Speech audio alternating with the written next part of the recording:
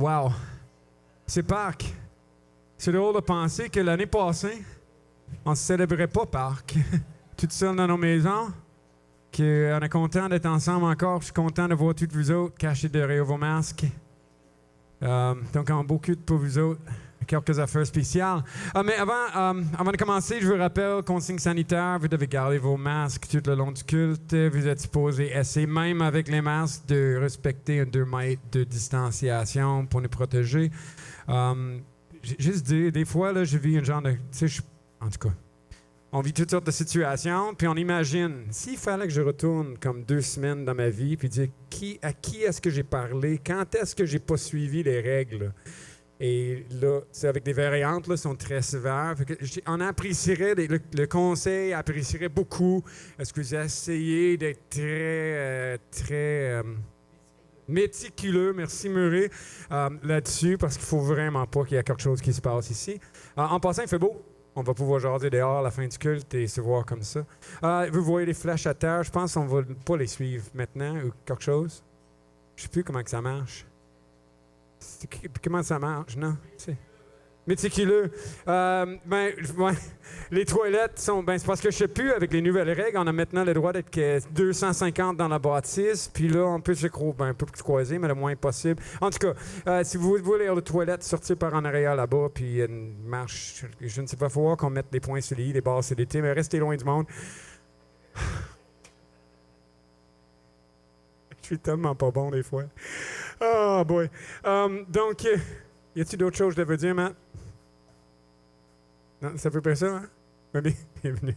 Donc, pour ceux qui étaient là, il y en a, ceux qui n'étaient pas là, vendredi, on a fait un culte vendredi soir pour Vendredi Saint, dans lequel il y avait une série de lectures qui nous ont amené de la bonté extrême du Jardin d'Éden jusqu'à la noirceur absolue de la mort du Dieu homme. Et même, j'ai écrit jusqu'à l'assassination du Christ du point de vue humain, mais du sacrifice du Christ du point de vue divin. Mais on est content de savoir que la mort n'est pas la fin. Donc, on va commencer le culte avec de terminer les lectures qu'on avait fait vendredi soir, Lumière de Pâques. Donc, j'inviterai France et Jacqueline, excuse-moi le nom, mais ça ne vient pas. En passant, je trouve c'est intéressant que j'ai dit à Matt, il dit je devrais le dire, je trouve ça quand même, Dieu nous fait un petit clin d'œil un matin, que c'est 2 femmes qui vont venir nous annoncer la résurrection de Jésus-Christ. Pareil comme Pierre et Jean et tous les grands apôtres qui n'étaient pas là. Puis c'était des femmes qui sont venues leur annoncer ce qu'ils avaient découvert. Je trouve que Dieu nous fait... Bon, je n'ai pas organisé ça par exprès, je ne suis pas assez intelligent, mais c'est bien. Donc, on écoute. Après ça, il va y avoir un petit chant spécial. 1, 2, vous comprenez? C'est bien? Il est Dieu. Il ne peut demeurer dans la mort. Il est vivant. La vraie gloire de Dieu brille dans le monde. La lumière a vaincu. La lumière éternelle. L'étoile brillante du matin, la lumière du monde. Mais l'ange prit la parole et dit aux femmes, pour vous, n'ayez pas peur, car je sais que vous cherchez Jésus, le crucifié. Il n'est pas ici.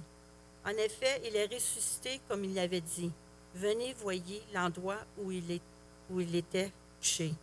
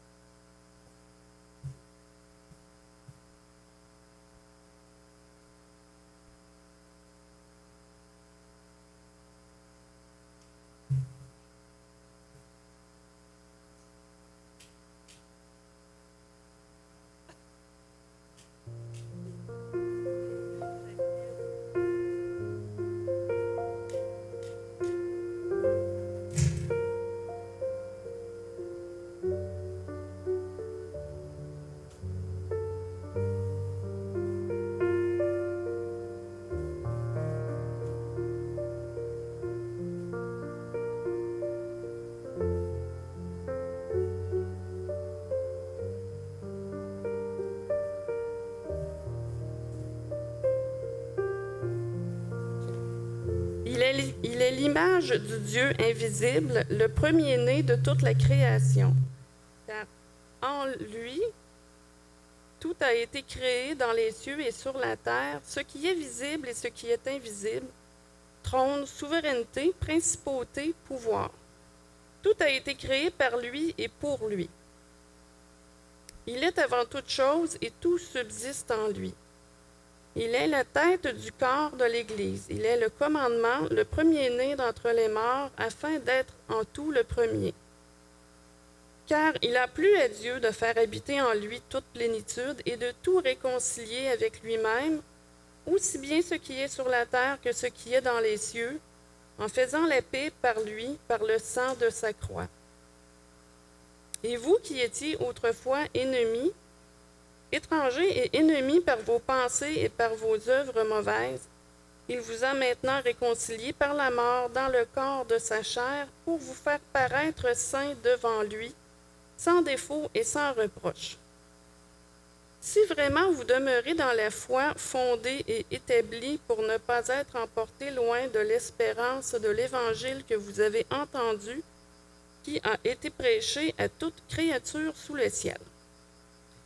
Béni soit le Dieu et Père de notre Seigneur Jésus-Christ, qui, selon sa grande miséricorde, nous a régénérés par la résurrection de Jésus-Christ d'entre les morts pour une espérance vivante, pour un héritage qui ne peut ni se corrompre, ni se souiller, ni se flétrir et qui vous est réservé dans les cieux. Le Seigneur est ressuscité, le Seigneur est vraiment ressuscité.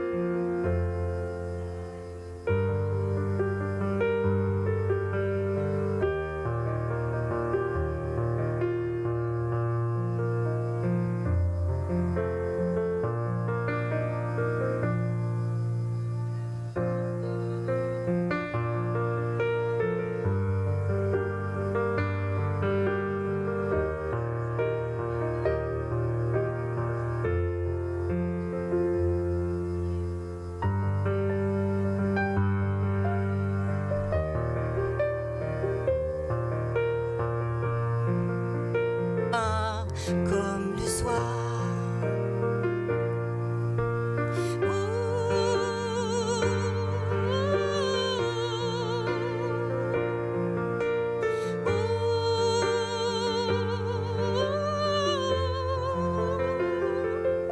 Il mourut sur cette croix, sur cette misérable croix. Le jour alors devint noir comme le soir. Le lendemain, bien entendu, il pleuvait, bien entendu. Les siens s'étaient rassemblés pour pleurer. Tous avaient perdu espoir d'un jour pouvoir le revoir. C'était 3 belles années gaspillées. Enfin, au matin de Pâques, beau comme un dimanche de Pâques, Marie alla au tombeau très très tôt. La pierre était déplacée, le sépulcre inoccupé. Elle ne trouvait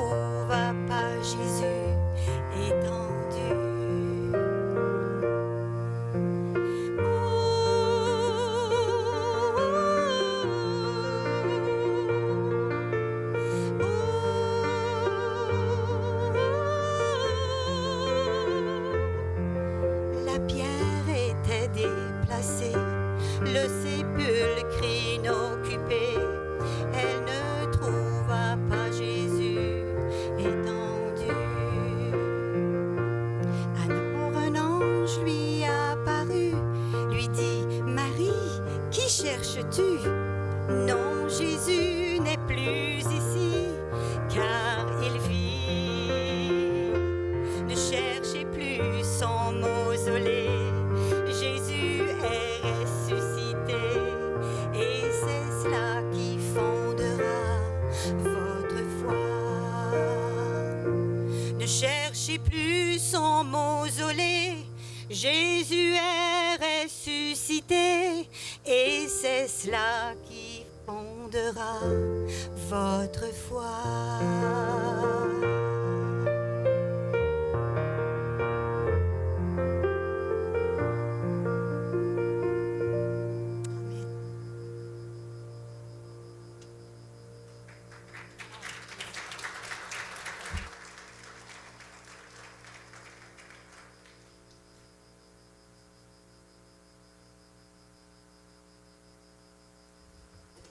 Oui, c'est à moi.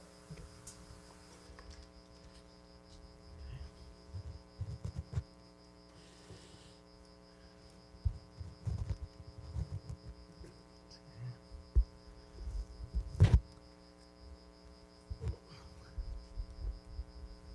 Vous avez même remarqué ce matin, on a de la pyrotechnie avec nous.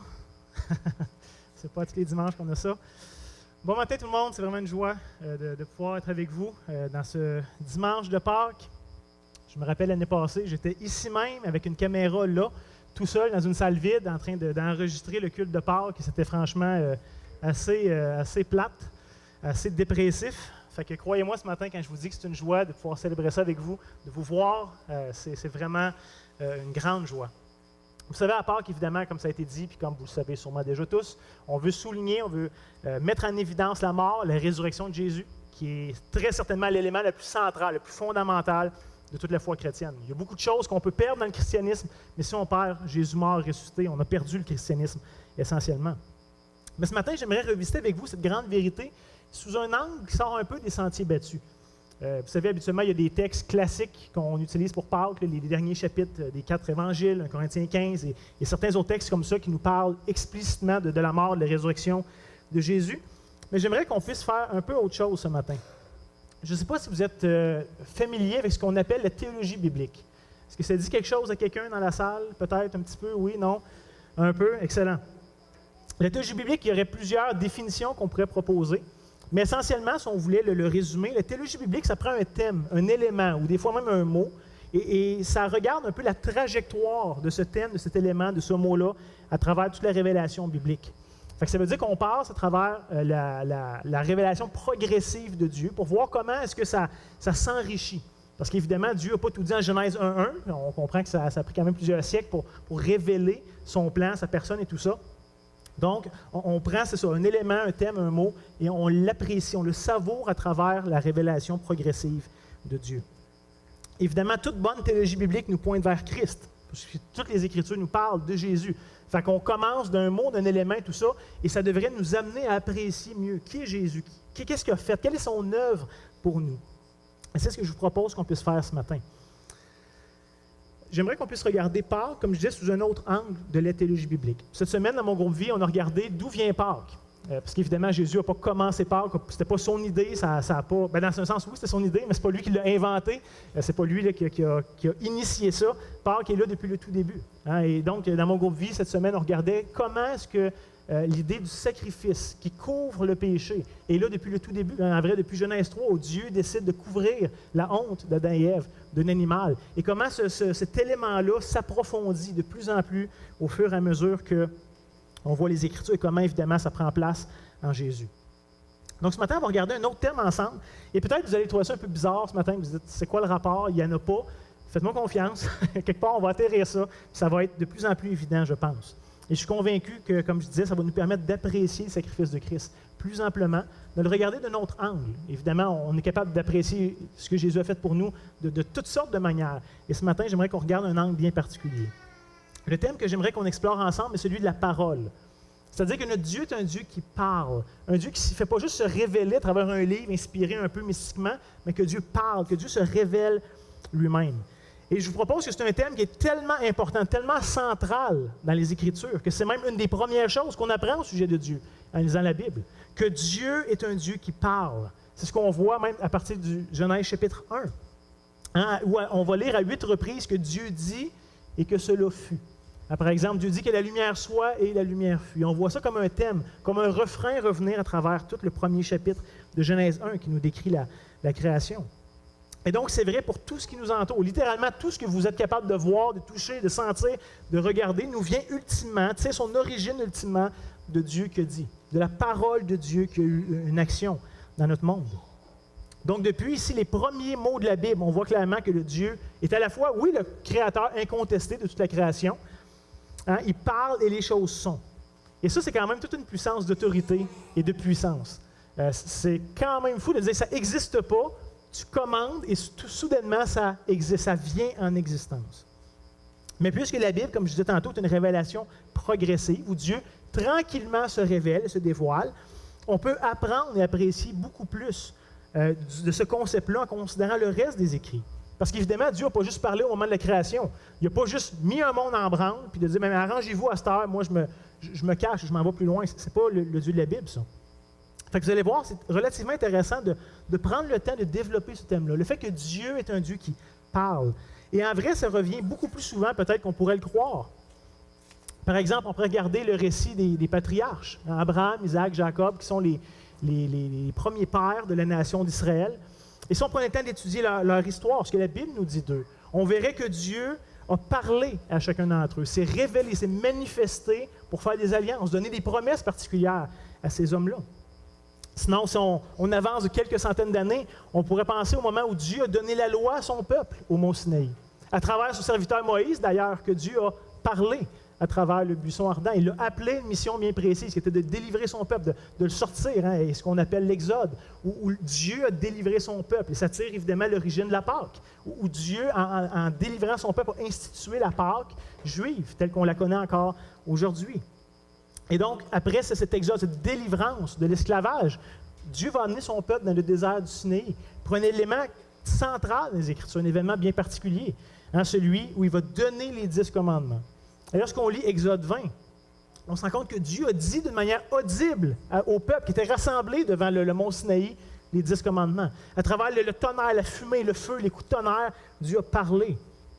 Et voici la réaction du peuple après avoir entendu la voix audible de Dieu, leur donner ce qu'on appelle aujourd'hui les 10 commandements. On voit ça à Exode 20, 19.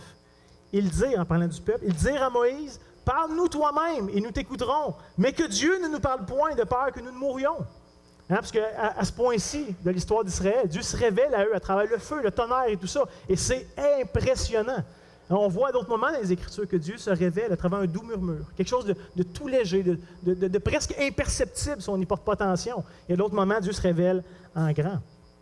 Donc ici, au mont Sinaï, Dieu fait évidemment une alliance particulière avec son peuple. Et il le fait encore une fois par sa parole. Il leur donne sa parole, il leur donne sa loi. Et si on prenait le temps de lire tout le reste de l'Ancien Testament, on verrait que Dieu continue à parler de son peuple, à son peuple, c'est-à-dire, de toutes sortes de manières. Hein, que ce soit directement, où Dieu va continuer à faire entendre sa voix de manière audible, ça arrive à quelques reprises dans les Écritures, que ce soit par un songe, par des visions qu'un homme a, qui nous viennent de Dieu, qui sont inspirées de Dieu, ou que ce soit à travers les prophètes, encore une fois, qui parlent sous l'autorité de Dieu. On ne les réalise peut-être pas, mais il y a au moins 275 fois dans l'Ancien Testament où on lit l'expression suivante. « Ainsi parle l'Éternel ». Évidemment, il y a toujours une suite à ça où Dieu parle, Dieu se révèle, Dieu affirme des choses.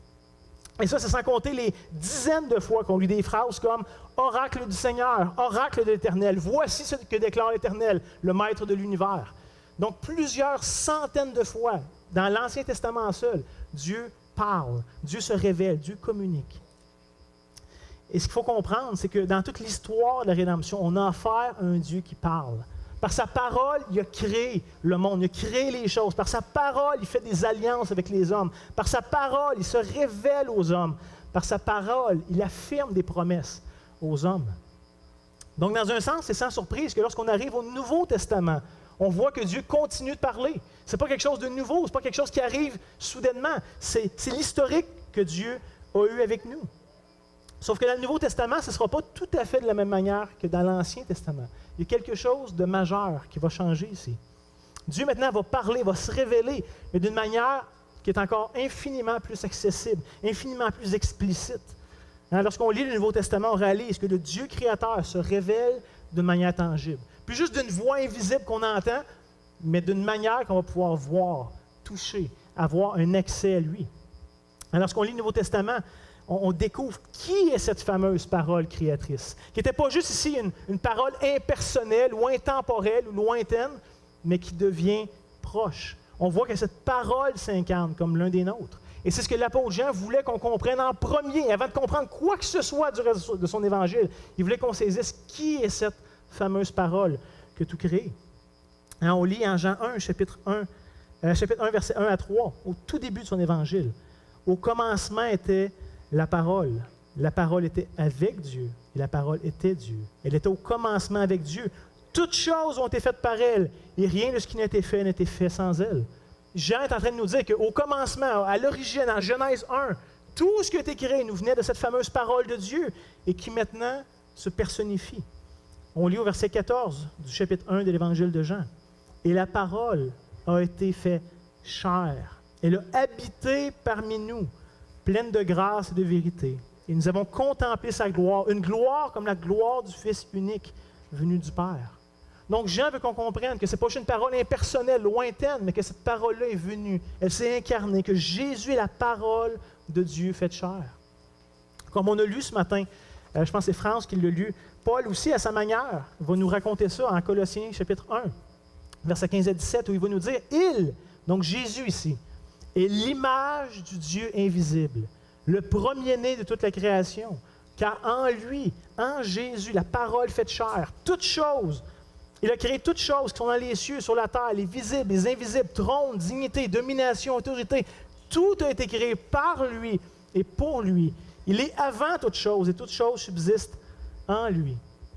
Donc ce mystère de l'incarnation de Jésus, Dieu fait chair, le Verbe incarné, où Christ maintenant est l'expression, la puissance créatrice de Dieu. La parole de Dieu faite chair, il est la manifestation de Dieu et de la volonté de Dieu. Au point où Jésus pouvait dire, si tu m'as vu, tu as vu le Père. Si tu m'as vu, tu as vu Dieu. C'est à ce point-là que l'incarnation est la représentation tangible, physique, concrète du Dieu créateur. Et l'auteur de l'Épître aux Hébreux voulait qu'on le saisisse bien aussi en commençant son épître, avant de tout donner ses arguments, puis tous les concepts qu'il voulait qu'on puisse saisir. Il commence l'Épître aux Hébreux en nous disant ceci, chapitre 1, versets 1 et 2.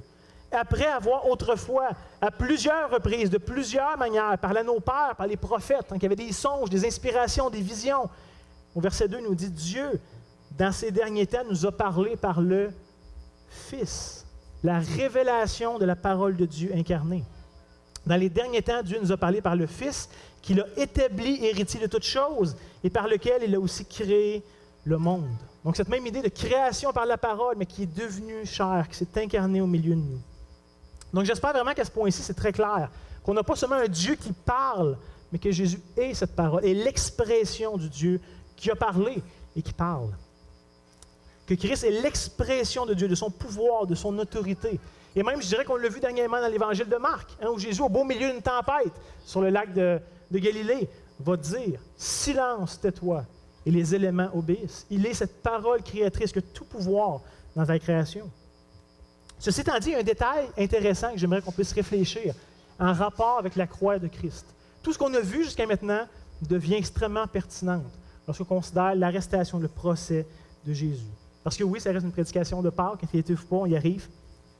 Mais on lit en Matthieu chapitre 26. On va sauter dans quelques places dans les évangiles pour voir, comme je disais, ce fameux procès, cette arrestation de Jésus qui a mené à sa mort par crucifixion.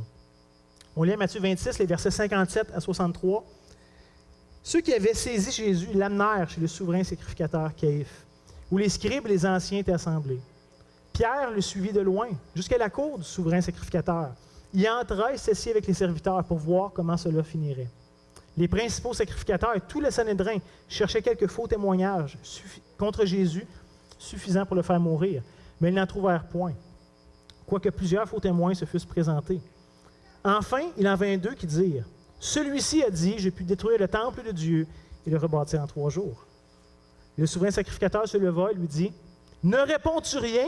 Qu'est-ce que ces hommes déposent contre toi? » Et verset 63, Jésus garda le silence. La parole de Dieu, celle que tout crée, celle qui est toute puissante ici, est demeurée silencieuse. On lit à Matthieu 27 au chapitre suivant, au verset 11 à 14. Jésus comparut devant le gouverneur. Ici, c'est de Pilate qui est question. Le gouverneur l'interrogea en ces termes, « Es-tu le roi des Juifs? » Et Jésus lui répondit, « Tu le dis. » Mais il ne répondit rien aux accusations des principaux sacrificateurs et des anciens.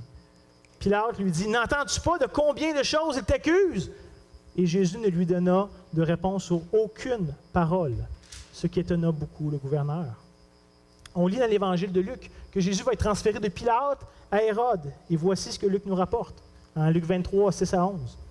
Quand Pilate entendit parler de la Galilée, il demanda si cet homme était galiléen. Ayant appris qu'il était de la juridiction d'Hérode, il le renvoya à Hérode, qui se trouvait aussi à Jérusalem en ces temps-là. Lorsque Hérode vit Jésus, il eut une grande joie, car depuis longtemps il désirait le voir, à cause de ce qu'il avait entendu dire de lui. Il espérait qu'il le verrait faire quelques miracles. Il lui adressa beaucoup de questions, mais Jésus ne lui répondit rien. Les principaux sacrificateurs et les scribes étaient là, ils l'accusaient avec violence. Hérode, avec ses gardes, le traita avec mépris. Et après s'être moqué de lui, après l'avoir revêtu d'un habit éclatant, le renvoya à Pilate. Je vous rappelle que c'est toujours aussi du Créateur de l'univers, de la parole toute puissante qu'on parle ici, qui a été humilié, qui s'est fait moquer. Jean, tant qu'à lui, nous rapporte ça dans son Évangile au chapitre 19, versets 8 à 10. Quand Pilate entendit cette parole, sa frayeur augmenta.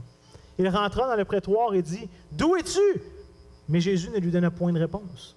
Pilate lui dit, « Hey, c'est à moi que tu ne parles pas? Ne sais-tu pas que j'ai le pouvoir de te crucifier, que j'ai le pouvoir de te relâcher? » Et Jésus lui répondrait, « Tu n'as aucun pouvoir sur moi autre que celui qui t'a été donné de Dieu. » Mais on peut voir que malgré toutes les accusations, qui étaient fausses d'ailleurs, c'est évident que tous les procès de Jésus, c'était stagé, c'était arrangé avec le gars des vues, comme on dit. Malgré toutes les fausses accusations, Jésus est demeuré silencieux. Et ça devrait nous frapper à ce point-ci. Imaginez que la parole de Dieu faite chair est restée silencieuse devant la haine, devant le rejet de sa création. Pourtant, il faut réaliser que Jésus n'est pas resté silencieux à cause qu'il était impuissant, à cause qu'il n'avait rien à dire, à cause qu'il était coupable. Ce n'est pas le cas du tout. Ce n'est pas que Jésus n'aurait pas pu répondre à ces accusations-là. Il a décidé de rester silencieux devant elles. Même que dans l'Évangile de Matthieu, on se rappelle que Christ aurait pu faire appel à des milliers d'anges qui seraient venus promptement à son secours. Vous vous rappelez à son arrestation dans le jardin de Gethsémane avec ses disciples le soir. On lit à Matthieu 26, 51 à 54. « Et voici un de ceux qui était avec Jésus tendit la main, tira son épée et frappa le serviteur du souverain sacrificateur et lui emporta l'oreille. Alors Jésus lui dit, « Remets ton épée à sa place, car tous ceux qui prendront l'épée périront par l'épée. Penses-tu que je ne puisse pas invoquer mon Père qui me donnera à l'instant plus que 12 légions d'anges? » Jésus est pas mal pris. Ce n'est pas qu'il manque de capacité ou de pouvoir. Il est en train de dire, « Pierre, je suis en contrôle. Stresse pas. Là. Je sais que ça va arriver. Je veux que ça arrive. » Imaginez, Jésus a eu un mot à dire.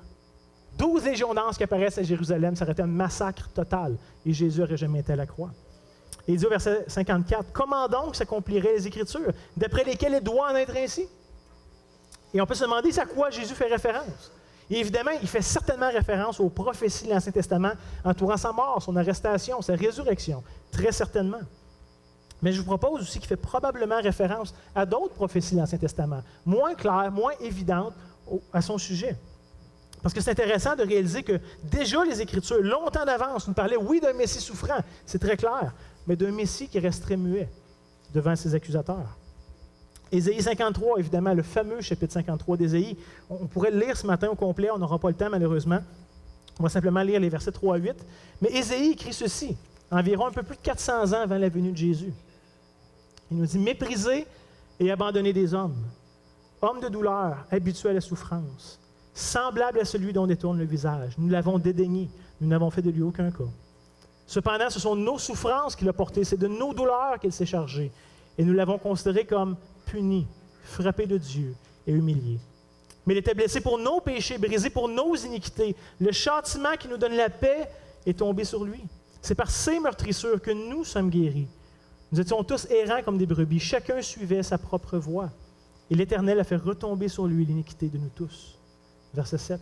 « Il a été maltraité et opprimé. Il n'a point ouvert la bouche, semblable à un agneau qu'on mène à la boucherie, à une brebis muette devant ceux qui l'attendent. Il n'a point ouvert la bouche. » Il était enlevé par l'angoisse et le châtiment. Et parmi ceux de sa génération, qui a cru qu'il était retranché de la terre des vivants et frappé pour les péchés de mon peuple?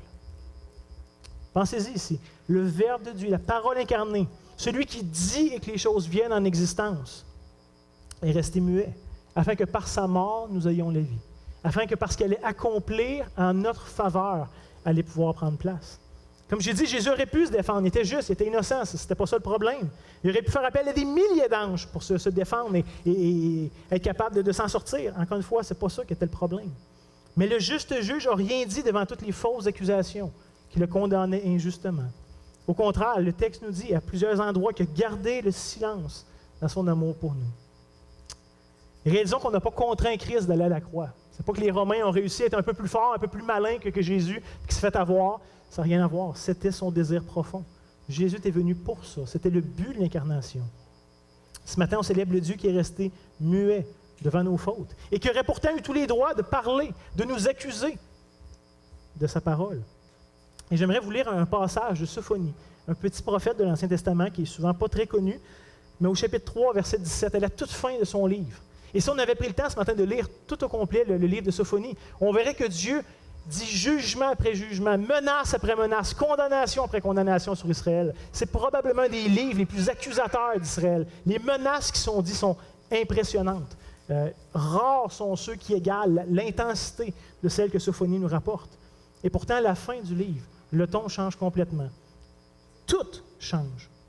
On lit « L'Éternel, ton Dieu, est au milieu de toi comme un héros qui sauve.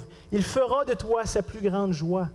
Il gardera le silence dans son amour, et il aura pour toi le transport d'allégresse. » Après avoir accusé Israël pendant un nombre et un nombre et un nombre de versets, il dit maintenant, je ne t'accuserai plus. Dans mon amour pour toi, je vais demeurer silencieux.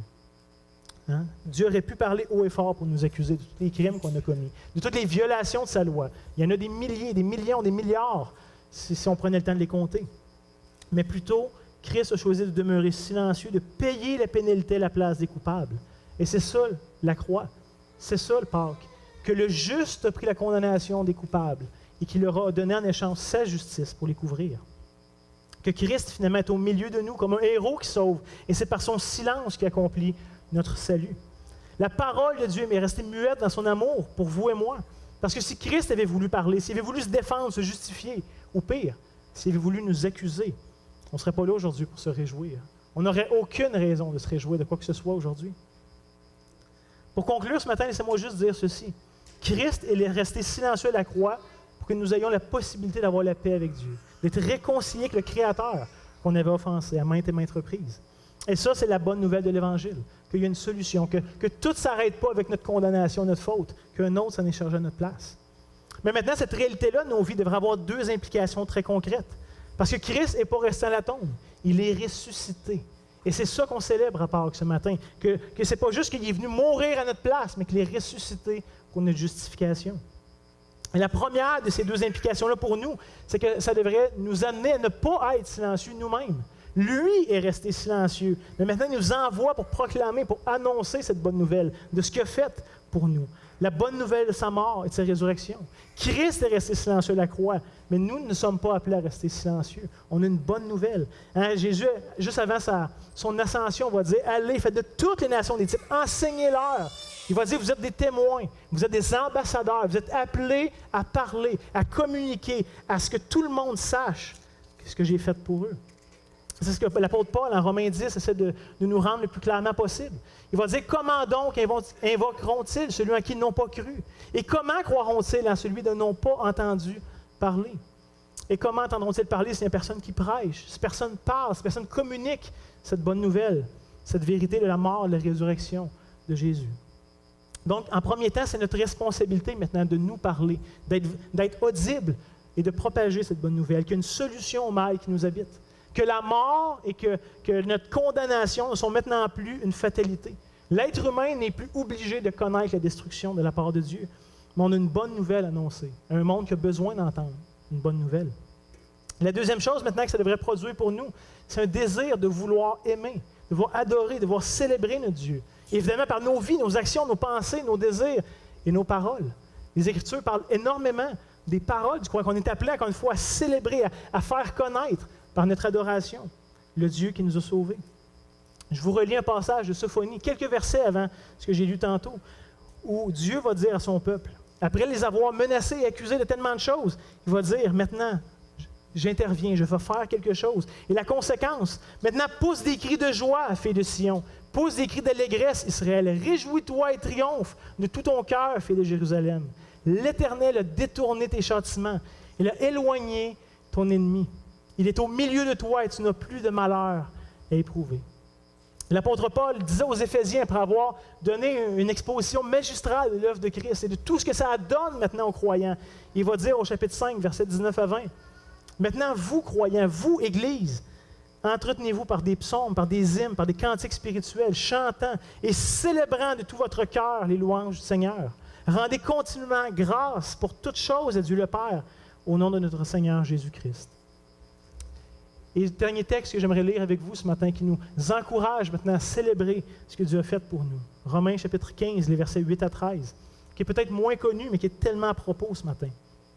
On lit, Paul nous dit, « Je dis en effet que Christ a été serviteur des circoncis, donc des Juifs, pour prouver la véracité de Dieu, en confirmant les promesses faites au Père. Tandis que les païens, vous et moi, glorifie Dieu à cause de sa miséricorde, selon ce qu'il est écrit. C'est pourquoi je te louerai parmi les nations, je chanterai la gloire de ton nom. Il est dit encore, nations, réjouissez-vous avec son peuple. Et encore, louez le Seigneur, vous toutes les nations, célébrez-le, vous tous les peuples. Ésaïe a dit aussi, il sortira d'Isaïe, donc de la descendance de David, un rejeton qui se lèvera pour régner sur les nations. Les nations espéreront en lui. Que le Dieu de l'espérance vous remplisse de toute joie, de toute paix dans la foi, pour que vous abondiez en espérance par la puissance du Saint-Esprit. C'est justement ce qu'on veut faire ensemble ce matin. C'était volontaire qu'on inverse la prédication de la période de louange, pour maintenant qu'on ait l'occasion de répondre à cet appel que Dieu nous donne. Et qu'on puisse se célébrer, qu'on puisse louer, de se réjouir de ce que Christ a fait pour nous. Évidemment, comme Will l'a dit tantôt, il y a des règles sanitaires à respecter, ça ne sera pas pareil, comme on était habitué de le faire, comme on aimait le faire. Mais quand même, célébrons la bonté de Dieu, de notre cœur, que Christ a abondamment déversé sur nous par son sacrifice. Célébrons ensemble le silence de Christ à notre égard, qui aujourd'hui nous donne la vie, nous donne une espérance, nous donne une joie, nous donne une raison de célébrer. Il est ressuscité. Et ça, c'est la bonne nouvelle. Merci beaucoup.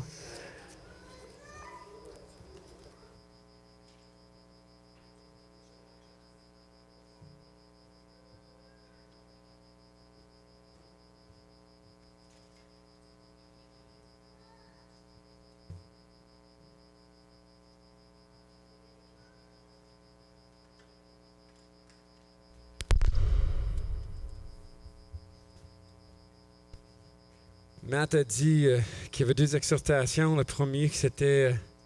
en fait, moi, je prends à l'envers. On va commencer par célébrer Dieu. Et je veux pas juste chanter. Vous pouvez pas chanter avec moi. Mais je veux pas juste chanter pour vous. On va se rappeler des raisons. Je vais faire une bonne lecture d'un Corinthiens 15, d'une bonne partie ce matin pour vous.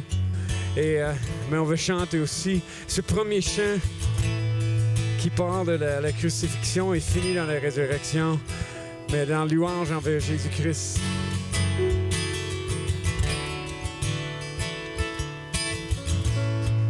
Les étoiles ont pleuré, le soleil s'est voilé, car le sauveur du monde était tombé. Son corps sur une croix, son sang versé pour moi. Sur ses épaules le poids de nos péchés.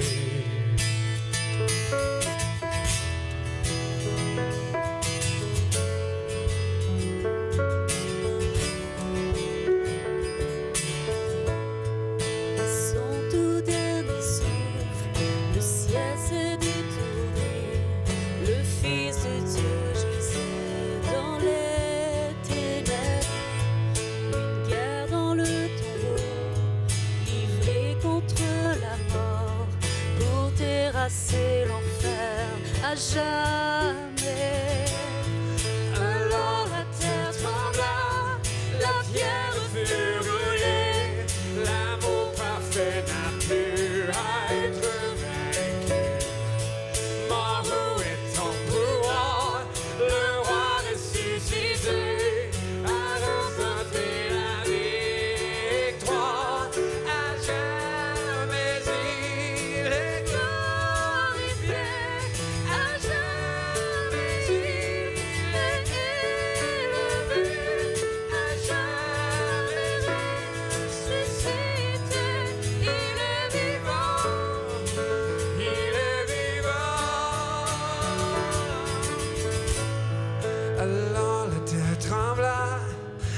pierre fut roulée. L'amour parfait n'a pu être vaincu. Mort, où est ton pouvoir? Le roi ressuscité a remporté la victoire. À jamais il est glorifié. À jamais il est élevé. À jamais ressuscité. Il est vivant. Oh, il est vivant. Nous chantons Alléluia. Nous chantons Alléluia. Nous chantons Alléluia. L'agneau a triomphé. Nous chantons Alléluia.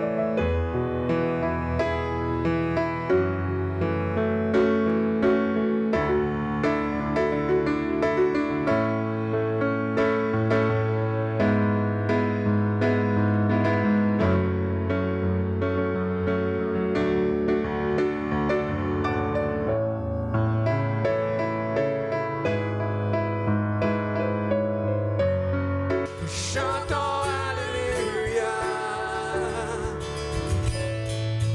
Oh, mort, où est ta victoire?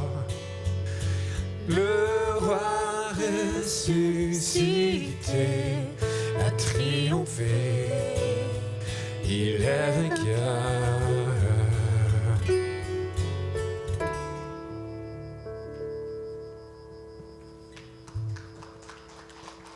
Oh, que ça doit être dur de ne pas chanter, hein? Oh boy! Et Romains 4 dit, mais c'est à cause d'Abraham seul, pas à cause d'Abraham seul qu'il est écrit. Cela, sa foi lui fut comptée. C'est aussi à cause de nous. À cause de ça, c'est raconté. Nous qui croyons en celui qui a ressuscité d'entre les morts, Jésus notre Sauveur, Seigneur, livré pour nos offenses, et ressuscité pour notre justification. Et là, j'aimerais ça vous rester debout. On va lire ensemble une bonne partie d'1 Corinthiens 15. Depuis la mort de mon père, ça devient particulièrement précieux, ces versets-là. Bon, je vais les lire pour vous. Je vous rappelle, frères et sœurs, l'évangile que je vous ai annoncé, que vous avez reçu, dans lequel vous demeurez ferme, et par lequel aussi vous êtes sauvés, si vous le retenez dans les termes où je vous l'ai annoncé. Autrement, vous auriez cru en vain. Je vous ai transmis avant tout ce que j'avais aussi reçu. Christ est mort pour nos péchés selon les Écritures. Il a été enseveli. Il est ressuscité le 3e jour selon les Écritures. Et il a été vu par Céphas, puis par les 12. Ensuite, il a été vu par plus de 500 frères à la fois, dont la plupart sont encore vivants et dont quelques-uns sont décédés. Ensuite, il a été vu par Jacques, puis par tous les apôtres. Après eux tous, il se voit à moi comme à l'avorton. Ainsi donc, que ce soit moi, que ce soit eux, voilà ce que nous prêchons et c'est ce que vous avez cru. Mais maintenant, Christ est ressuscité d'entre les morts, il est les prémices de ceux qui sont décédés. Car, puisque la mort est venue par un homme, c'est aussi par un homme qu'est venue la résurrection de la mort. Et comme tous meurent en Adam, de même aussi, tous survivront en Christ. Mais chacun a son rang. Christ comme prémisse, puis ce qui appartient au Christ lors de son avènement. Ensuite viendra la fin, quand il remettra le royaume à celui qui est Dieu et Père, après avoir aboli toute principauté, tout pouvoir et toute puissance. Car il faut qu'il règne jusqu'à ce qu'il ait mis tous ses ennemis sous ses pieds. Le dernier ennemi qui serait détruit, c'est la mort. Voici, je vous dis un mystère, autrefois caché, maintenant connu. Nous ne mourrons pas tous, mais tous nous serons changés.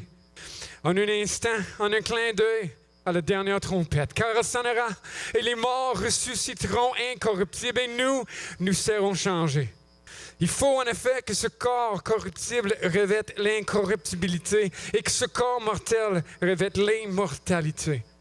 Lorsque ce corps corruptible aura revêtu l'incorruptibilité et que ce corps mortel aura revêtu l'immortalité, alors s'accomplira la parole qui est écrite. La mort a été engloutie dans la victoire. Ô mort, où est ta victoire? Ô mort, où est ton aiguillon? L'aiguillon de la mort, c'est le péché, et la puissance du péché, c'est la mort. Mais grâce soit rendue à Dieu qui nous donne la victoire par notre Seigneur Jésus-Christ. Ainsi, mes frères bien-aimés, soyez fermes, inébranlables, progressez toujours dans l'œuvre du Seigneur, sachant que votre travail n'est pas en vain dans le Seigneur. Vous pouvez vous asseoir. Lucie va chanter un chant.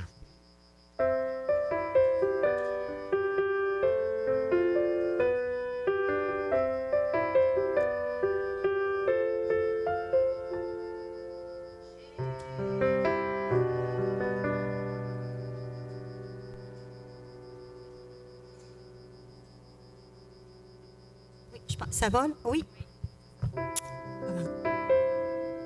Jésus seul est notre vie, par la mort qu'il a subie, admirable, triomphant, pour toujours il est vivant, il a brisé toute chaîne, sa victoire est bien certaine. Alléluia. Il a vaincu dans la lutte les puissances de la chute. L'ennemi ne pourra plus troubler la paix des élus, délivrés de son étreinte. Chantons désormais sans crainte. Alléluia. Chantons dans ce jour de gloire. Sépulcre, où est ta victoire? Où donc est ton aiguillon? Chantons la rédemption. Jésus vit, il nous délivre. Jésus vit, il nous fait vivre. Alléluia.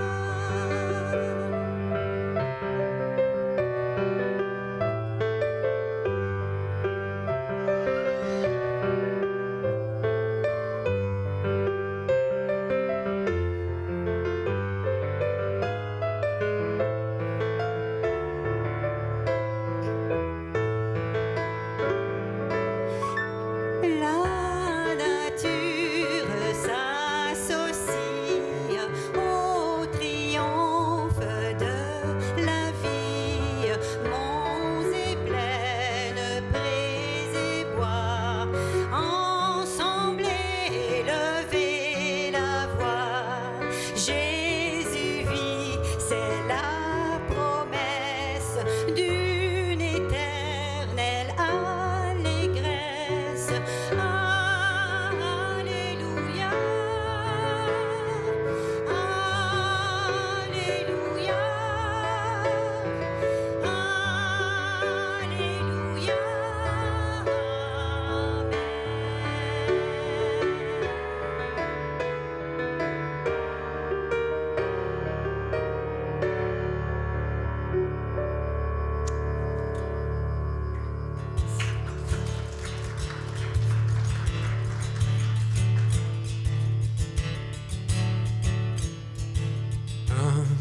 De douleur, Fils de Dieu, trahi par les siens, le fardeau de notre péché, ce Jésus fut posé.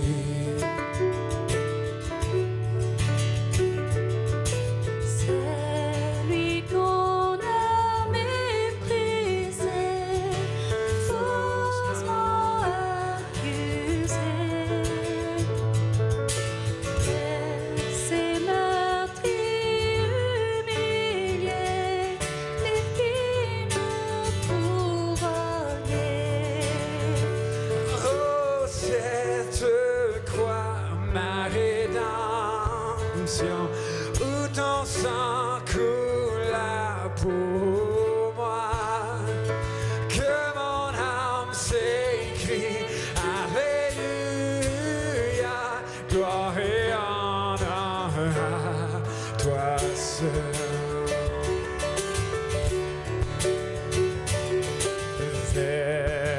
du ciel sur la terre pour réconcilier, pour acheter et pardonner ceux qui l'ont crucifié.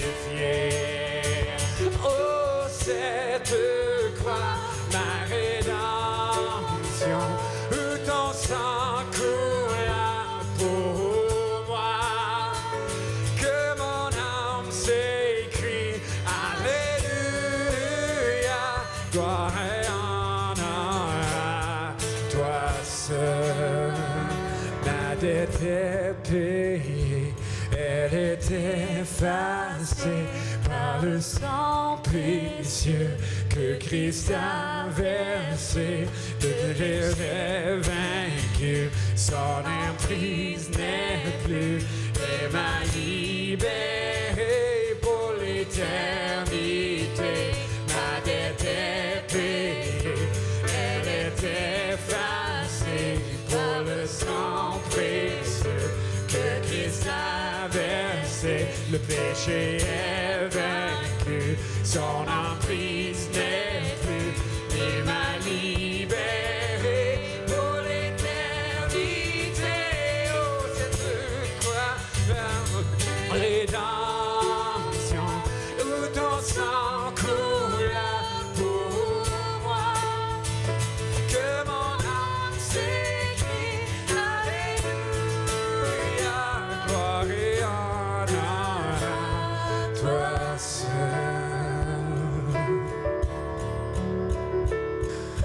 La pierre a été roulée, oh, vois le tombeau vide. Oh, Alléluia, Dieu soit loué, il est ressuscité. Oh, cette croix, ma rédemption, ton sang coula pour moi, que mon âme s'écrie, Alléluia, gloire et honneur à toi seul, gloire et honneur à toi seul, gloire et honneur à toi seul.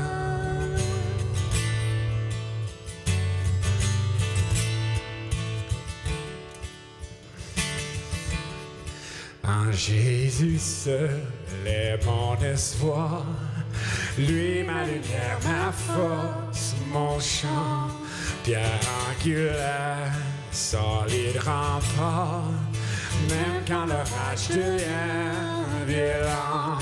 Oh, quel amour, oh, quelle paix, les luttes cessent, la peur se tait, mon réconfort, mon plus grand bien, dans l'amour du Christ je me tiens. En Jésus seul, Dieu s'est fait chair, dans un enfant au cœur mystère, ce don d'amour, de sainteté, haï par ceux qui l'ont sauvé, jusqu'à la croix il s'est livré, sur lui la colère est tombée, tous mes péchés Jésus l'a pris, par la mort de Jésus je crie.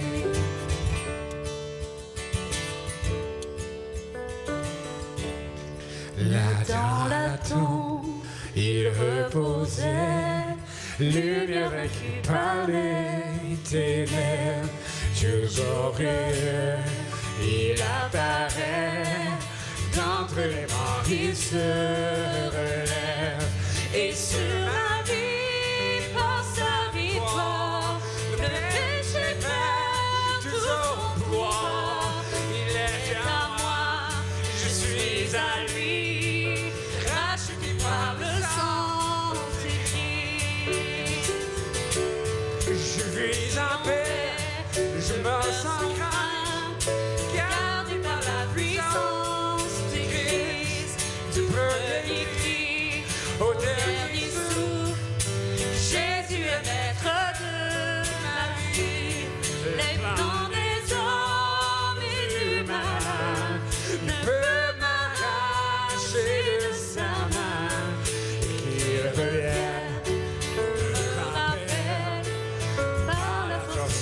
et je tiendrai. J'aimerais juste prendre un instant avec tout ça, de déclarer ensemble, finalement je vais le faire pour nous, votre représentant tout haut, avec le secret des apôtres qui dit « Je crois en Dieu, le Père Tout-Puissant, Créateur du ciel et de la terre, et en Jésus-Christ, son Fils unique, notre Seigneur, qui était conçu du Saint-Esprit et qui est né de la Vierge Marie. Il a souffert sous Ponce Pilate, il a été crucifié, il est mort, il a été enseveli, il est descendu aux enfers. Le 3e jour, il est ressuscité des morts. Il est monté au ciel. Il s'est assis à la droite de Dieu, le Père Tout-Puissant, d'où il viendra pour juger les morts et les vivants. Je crois en l'Esprit Saint, à la Sainte Église unique et universelle, à la communion des saints, à la rémission des péchés, à la résurrection de la chair et à la vie éternelle. Amen. On va prendre le repas du Seigneur ensemble.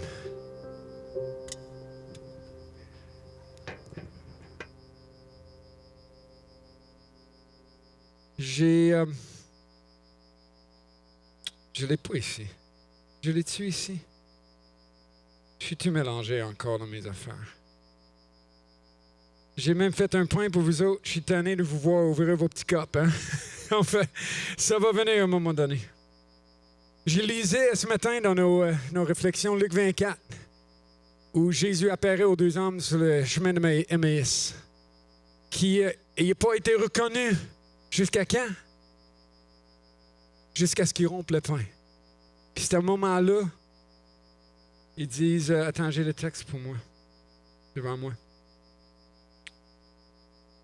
Pendant qu'il était à table avec eux, il prit le pain, il a dit la bénédiction, puis le rompit et le donna. Alors les yeux s'ouvrirent et le reconnurent, mais il disparut devant eux. Donc on reconnaisse dans ce pain la présence de Jésus-Christ parmi nous, sa présence en nous, alors qu'on le mange. Donc merci Seigneur pour ce pain qui est ton corps, qui a porté nos péchés et qui est ressuscité et qui est à la droite de Dieu et qui viendra nous chercher bientôt. Amen. Prenons le pain ensemble.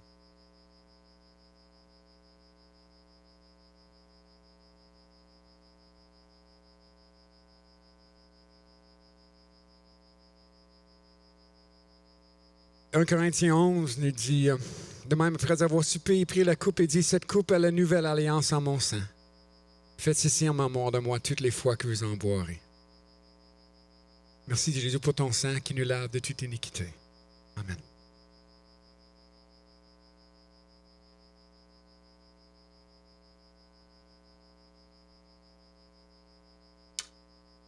Et juste avant qu'on vienne pour la prière pastorale, on va se rappeler cette prière que Jésus nous a enseignée.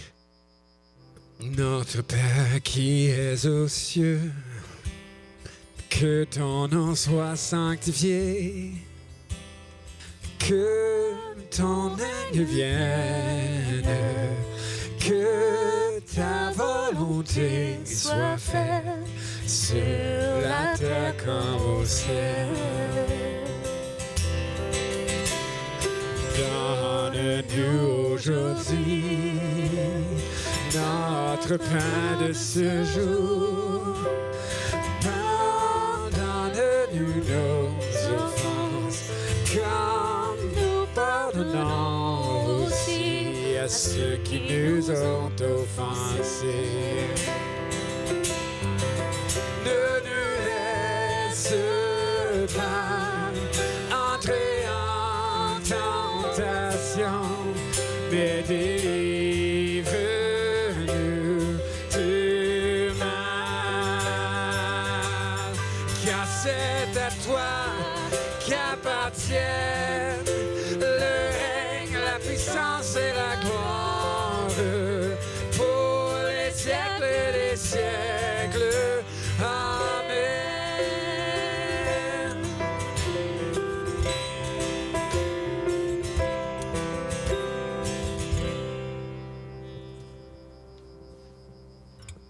Un, deux. Est-ce que ça marche? Ça s'en vient? Oui, non? Oui, ok, c'est bon. C'est là. J'étais supposé faire l'annonce, hein? Tu vas-tu les faire? Vas-y. Bien, d'accord. Première chose, je veux rappeler réunion du membre le 25 avril, qui va être ici même, là, qu'on a le droit d'être plusieurs. On va organiser avec ça. Si vous avez besoin de détails, ben, va aller voir Matt, parce que moi, je connais rien. David, il rit. Ensuite, on a notre frère René Lacourse. Pour ceux qui ne savent pas, il a été hospitalisé cette semaine, une embolie pulmonaire. Soins intensifs vers les soins normaux, vers la maison, je crois. Donc, les choses viennent depuis hier. Donc, bonne nouvelle, on peut le garder en prière, par exemple, aussi, et lui encourager. À part ça, il y a quelques cas... Ouais, pardon? Ah oui, c'est vrai, c'est ça, Christine Chaussé. Oui, qui a fait une chute dans les marches, elle n'est pas avec nous ce matin. Ça n'a pas de blessure grave, mais ça doit faire mal pareil. On peut garder en prière qu'il n'y ait pas d'autres choses qui sortent plus tard. Puis plusieurs cas de risque de COVID. Je sais que les Douville ne sont pas ici pour des tests, puis les cadettes ne sont pas ici à cause des tests et plein de choses. Fait qu'on peut continuer à prier pour notre communauté pour ça. Bon. Oui, certainement. Et juste pour Christine, elle passe aussi un scan mardi pour sa tête. Là, vous savez, elle a eu beaucoup de complications suite à une méningite il y a plusieurs années. On espère avoir un diagnostic clair qui va enfin pouvoir délivrer notre sœur de ces maux de tête très, très intenses qu'elle a. Donc, ouvrez-vous avec moi pour la prière pastorale ce matin.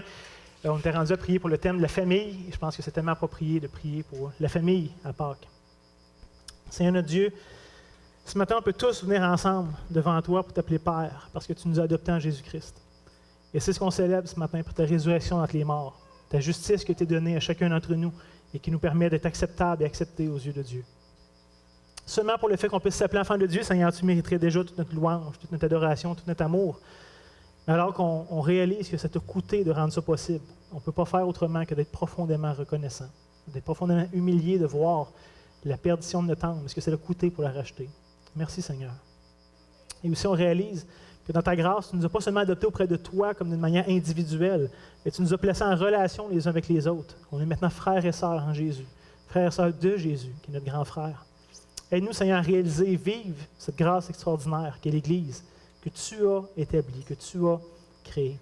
Permets-nous, Seigneur, pleinement de profiter et qu'on puisse pleurer avec ceux qui pleurent, se réjouir avec ceux qui se réjouissent, qu'on puisse être dans les difficultés avec ceux qui souffrent au milieu de nous et à ceux qui sont dans des grandes joies, dans l'allégresse avec eux. Seigneur, merci pour ton peuple ici à Saint-Angèle. Merci pour tous ceux et celles que tu as rejoints, que tu as greffés à ta grande famille. Et on te demande, Seigneur, bien humblement, de vouloir continuer de grandir ta famille ici dans la région. Qu'un grand nombre arrive à ta connaissance, qu'un grand nombre puisse confesser Christ et recevoir le pardon de leurs fautes. À toi, Seigneur notre Dieu, qui permet toutes ces grandes choses à travers l'œuvre, la grande œuvre que tu as accomplie à notre faveur. En Jésus, on te prie ces choses, ensemble, d'un seul cœur. Amen. Donc, est-ce que tu avais quelque chose pour conclure? Oui. OK, excellent. Oui. Juste une petite chose, chacun est en retard, on est désolé. On en profite, c'est Pâques. Puis vous allez vous gêner de partir.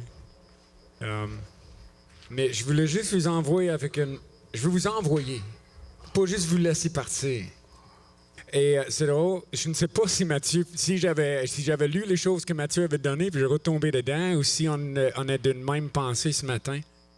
Mais je vous laisse et vous envoyer avec Romains 15 et Romains 10, qui dit « Les païens glorifient Dieu pour sa miséricorde, sont écrits.